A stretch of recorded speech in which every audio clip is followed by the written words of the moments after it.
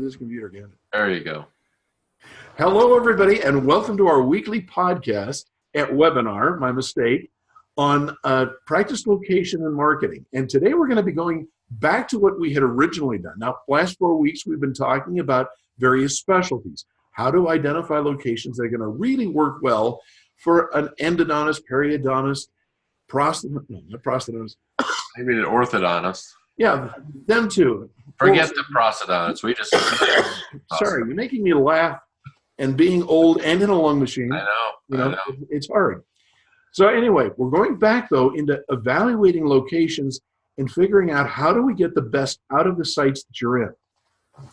As you can tell, this is not a dance of the seven veils. We're actually going to tell you real life answers to real life questions. So when we go through this thing, please feel free to follow up at info@drdemographics.com. If you aren't able to attend live, and ask what you can of Mike and I. We are not only charming, but good Lord, we're brilliant. Now, today we're going to talk about a contrast in sites. I called it the tale of two coasts, but in reality, the places we're talking about are not really on the coasts, east or west. But it should be the kind of thing that will be specific enough so that you'll understand our point. So let me go ahead and start sharing my screen with a little PowerPoint presentation. A little thing we like to call the PowerPoint. Okay, why is that not coming up, Mike? Oh boy, there we go. All right, hang on, be nice. Sometimes Mike is very nice, sometimes not so much. Sometimes not. Hey, there you go. You got it? All right. So that's the problem with you kids today. I know. Mr. Internet, Mr. I know everything about the podcast software. Shut up. All right, now here's the thing. We're going to talk contrast New Jersey and Idaho, but I'm going to go into New Jersey and Connecticut, Vermont, and Nevada. Nevada and Connecticut. And there's very specific reasons, because what I'm really saying is there are certain policies that are being pursued by these locations that are indicating why they're turning out to be better sites and not. Now, why are some of these places thriving and why are some shriveling up? It's not the economy.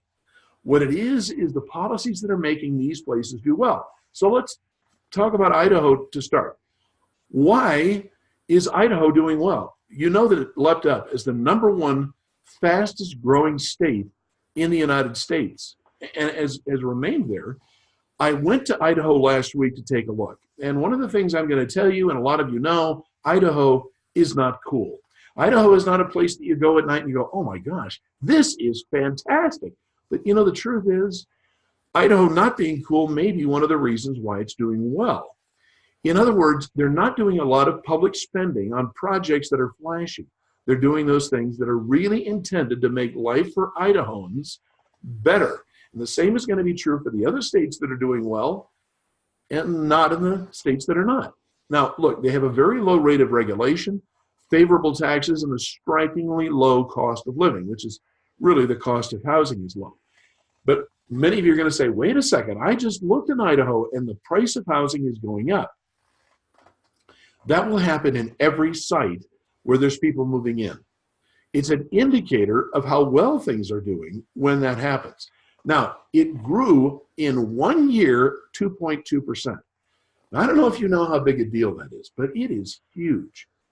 Often you have to remember that the growth statistics have baked into them the difference between people being born and moving into the area and people who are dying and moving out of the area. Idaho just doesn't have a whole lot of culture of death, I guess. Now, let's talk about why it's doing well. The cost of housing and the overall economy, including wages, are doing well. And I'm going to tell you something that's true about Idaho and many of these western states. They're what they call cheap. Okay, they do not spend a lot of money on things that are kind of frivolous. They are not very good at welfare. In fact, they usually recognize in Idaho that there's one of the best ways to help clear out the homeless is winter, because it does get down to 30 degrees below zero, and that does make people not want to live there. Granted, California and Idaho don't have, and Hawaii don't have that benefit. But also remember this, Idaho is growing not because in and of itself, it's doing great. It's doing great contrasting other states that are nearby. Now, this is really the point of this podcast episode. They are the recipients of refugees from Washington State and California primarily. A lot of people who've lived in Seattle, in the Seattle area, and also most of California have decided, I can't live here anymore. I can't retire here. I can't get a family going here. I cannot afford to buy any kind of house in Washington, especially along the coast, in California, almost anywhere. The other benefit that we find in Idaho is the quality of life is good. Now, there was a time in which nobody could live in Arizona, and that's because they didn't have good, inexpensive air conditioning in residential homes and in businesses. That changed with the technology. The other thing that's happened in Idaho is the quality of life has genuinely improved. Homes are better constructed, roads are better constructed, and so are businesses. So it's made the quality of life better. But I also have to remind you of an important fact. While Idaho has grown very well as a state, not all parts of Idaho are particularly good. We're looking specifically at one narrow area, and I'm going to show you a map of where that is. Now, there are two towns in greater Boise called Eagle, and one's called Meridian. They are attracting a lot of dentists, but they also are attracting a lot of everything, and that's why there are a lot of dentists moving there. Nampa and Boise are two large towns, bigger towns in fact, but they're not considered great. They're considered affordable. And right now, affordable is enough to make a lot of people want to move. Now, this is a real-life chart that shows year by year what's going on in Idaho. And if you can't see, the bottom, very end of the chart is 2020, and that spike is heading almost straight up. There is no decline right now in the state growth, nor is there likely to be one, at least in the next 5 to 10 years. Let's talk about Idaho for a second. It's an oddly shaped state. It does have a lot of mountains and rivers and a lot of outdoor activity, which a lot of people like. But most of the population is in the southern section on the river valleys. The Snake River, for example. And if you really want to know the truth, if you look at that western side of Idaho, it's a lot warmer even in the winter than the eastern side. Now, the eastern side is kind of where Rexburg, Idaho Falls are. They're doing well. Don't get me wrong. And they're doing well for the same reason the rest of Idaho is doing pretty well. But it's not because of the wilderness. It's because the land is affordable and the population is well educated and anxious to work. That's something that a lot of employers, large employers, want. Here's that area I was talking to you about in the greater Boise area. As you can tell, if you look at the map right in the middle, Boise's off to the right-hand side of your screen. It's got some growth, but you see there's a mountain wilderness area to the north of the metro area. There are Idaho potatoes fields everywhere. Don't worry about them. What you'll find, however, is that when these areas grow, they're actually going into reclaimed agricultural land, which is easy to develop for homeowners or developers. So you've got Boise right here, and then as you move to the west, you see a town like Meridian, and north of that, Eagle, and the town of Star. Now, these are tied together, and what happened is a lot of the out-of-state money has moved in here, built very nice homes, lots of infrastructure, there's a lot happening here. Nampa is what you find along Highway 84 as you head west. These sites have different demographics. That's what I mentioned at the beginning. But what we're really saying is they're encouraging people to move here. The border with Washington, you can almost throw a rock out of this area and hit it. Oregon as well. Because of that, people who are being taxed heavily, who don't necessarily want to move to a whole new region, are considering Idaho to be a reasonable alternative. Now let's jump down to Nevada.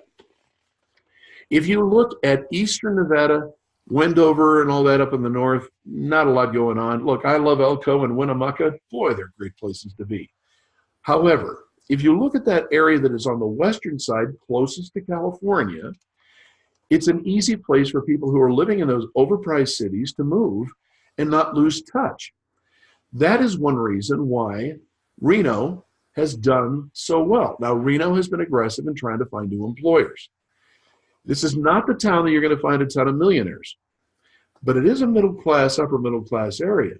Carson City is a little less so. Reno and Carson City have very much the same demographic character, but it doesn't have the growth in Carson City because it's not on a major interstate highway like Reno is. If you look a little bit off to the left, as you go into California from Reno up the hill, you find places like Incline Village, which has a median household income of over $100,000. It means that a lot of people wanted to move someplace not too far from California. It is, by the way, 15 minutes from California to half an hour. But what you'll see is it's an easy, safe move for them. Here's the contrast. If we look at New Jersey is dying. It has a net migration of people leaving the state. I'm going to talk about why in just a second. Ultimately, it's the cost of housing and the overall economy, including wages, that is making people want to leave New Jersey. Now, if we could all be wealthy, that'd be great. But most people aren't. Most people are middle class. That's how the middle class in the United States is designed. We don't have a wealthy elite, at least not in theory. And what's happened is they're losing people to Florida and to other southern states. Now, it isn't just because of the weather, which is an obvious reason, but there's another issue here. There is a major problem with the New Jersey rail line, which is the second largest rail line in the country outside of New York. They lost trains, 20 trains. They're cutting back on their budget. They are not on time. They're cutting back on the number of cars. So therefore, getting onto a rail line in New Jersey has become really a challenge. You can't get into work in New York, which was what the tradition is, from New Jersey. And that has just made it so the people are saying, fine, I quit, I'm moving. It's like Malcolm Gladwell talking about a tipping point. The transportation issue is a big one. The other one is, well, frankly, crime has been going up in the state. Oh, and also poverty has increased. And also just the taxes. My gosh, the taxes.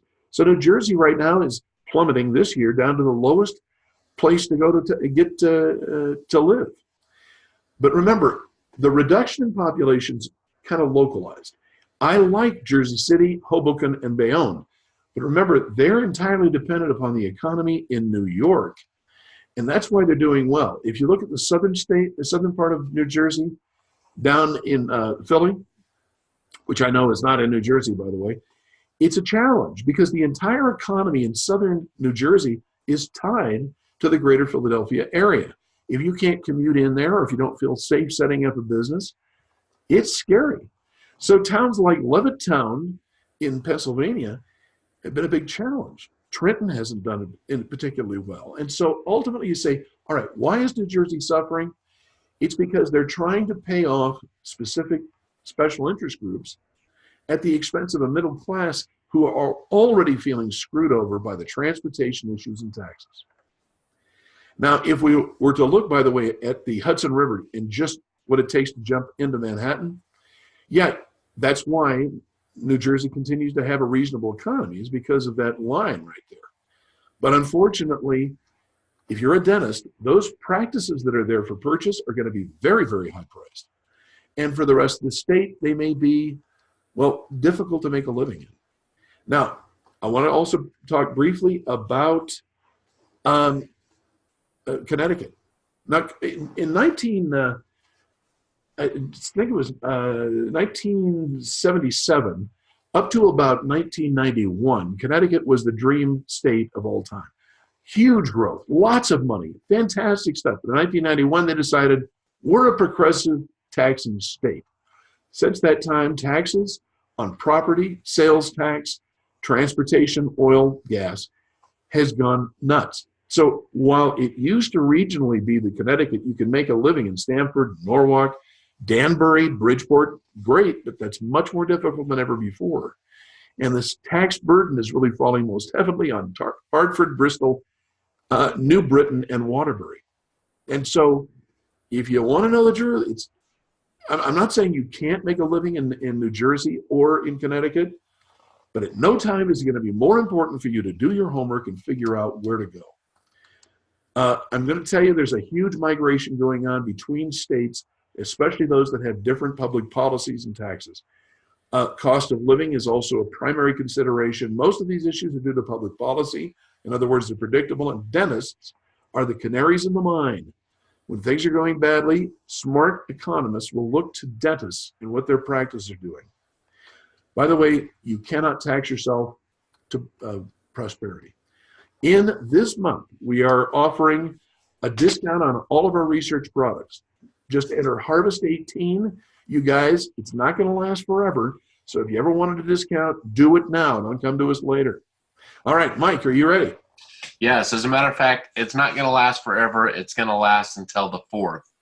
And so don't call us on the 6th and say, hey,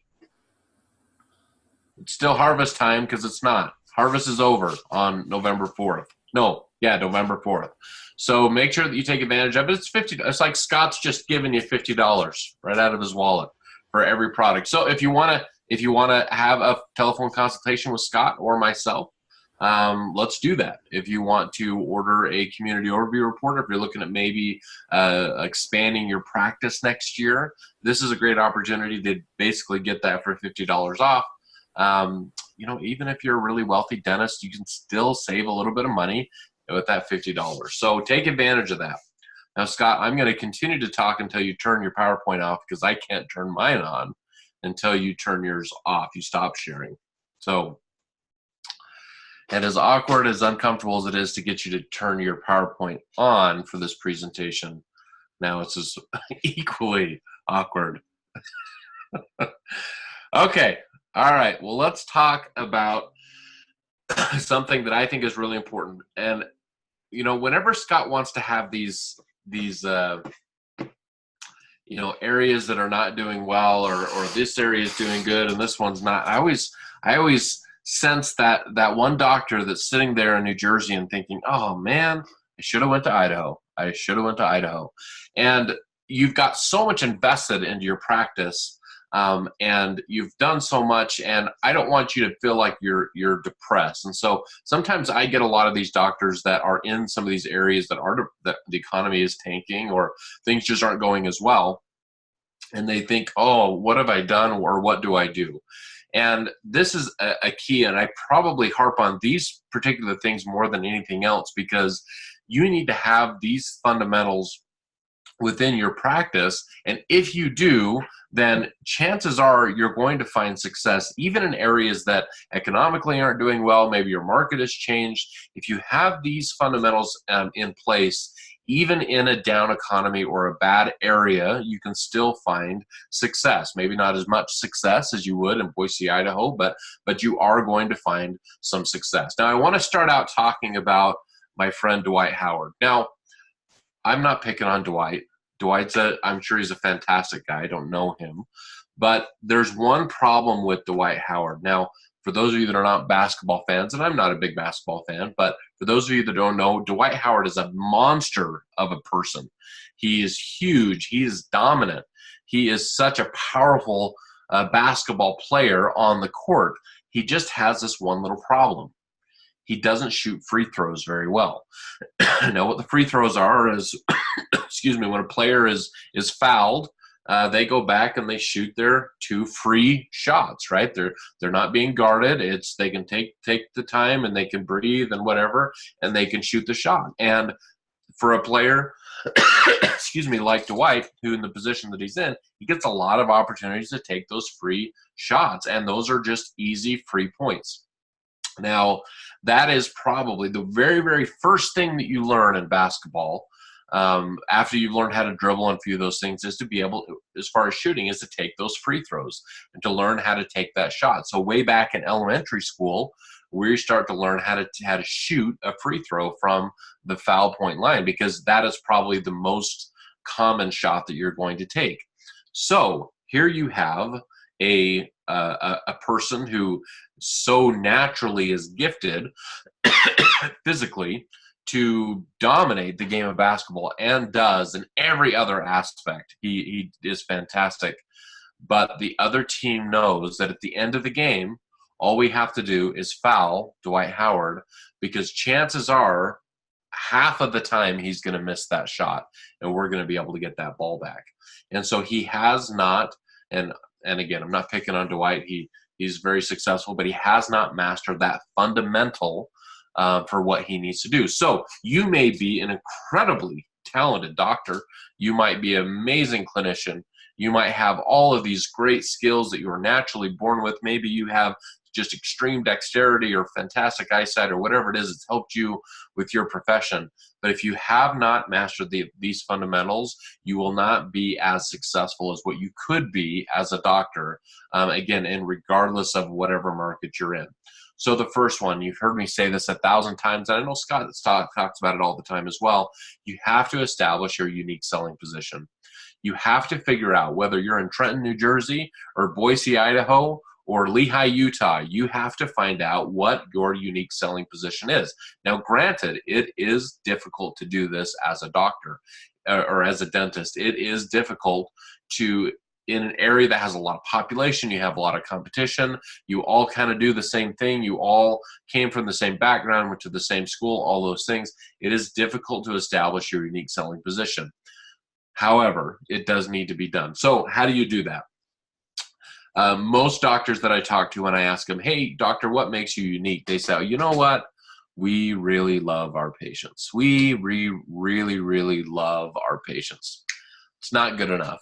Every dentist and used car salesman tells them how much they love their clients and patients. It is not something that the public is going to believe. It is assumed that you, of course, love their patients, not only for their personalities, but for the bills that they pay, hopefully on time. Having that as your lead off point is not going to be enough. So if I were to ask you, doctor, what is it that makes your practice unique? And that would be the first thing that you would say. Know that that is not enough, and you have to dig a little bit deeper into your unique selling position. So the first area that you can define that as is, what is it that you can do that nobody else can do? Do you have a specialized training? Did you go to some kind of a seminar and learn a new technique? Do you have something maybe that's non-clinical that people can identify with? Do you love to mountain bike? Are you involved in the marathon racing community? There are many, many different ways. I was just talking to a doctor that is really integrated with the high school football team and does some coaching and whatnot. And he has built that to his unique selling position because he has taken that time, and kind of falls into the second thing. He is willing to do something that not everybody else is willing to do. He's willing to take that time, invest in those kids, and become close to those football players. So guess where all of those kids want to go get their braces? From this good doctor, because he's invested that time. He's created that persona with himself that has nothing to do with clinically, because he's in an area that has a lot of orthodontists, but he has he has invested in that way and created that unique selling position for himself. So I cannot tell you in this presentation what's going to be a unique selling position for you, but you do need to figure it out. Now I can help you ask the right questions to figure out what that's going to be for you, but it is something that you need to establish. The second thing is, you've got to know your target inside and out. You have to know exactly who it is that you're trying to communicate to through your marketing, and who you're going to be treating that's sitting in your chair. How do you do that? Again, when I ask a doctor, hey, who are you targeting? They say, oh man, well, we have 25,000 people that live in this town. I'm targeting everyone. If you target everyone, you target no one. That is something that you've got to go through your head over and over and over again. You have to define who you're targeting. Is it a 20-year-old female, or is it a 60-year-old female? Is it a rich person, or is it a poor person? Is it a blue-collar person or a white-collar person? There are so many different funnels or niches that you can look at, so that when you develop your marketing message, you will know exactly who it is that you're talking to. If I'm in an area that has a high Hispanic origin population, but all of my ads are this nuclear white family from middle Idaho, then I'm probably not going to do very well in attracting that Hispanic origin population, because they don't connect with that. And so until I know that, I'm not going to be able to do a very good job. So again, how do you do that?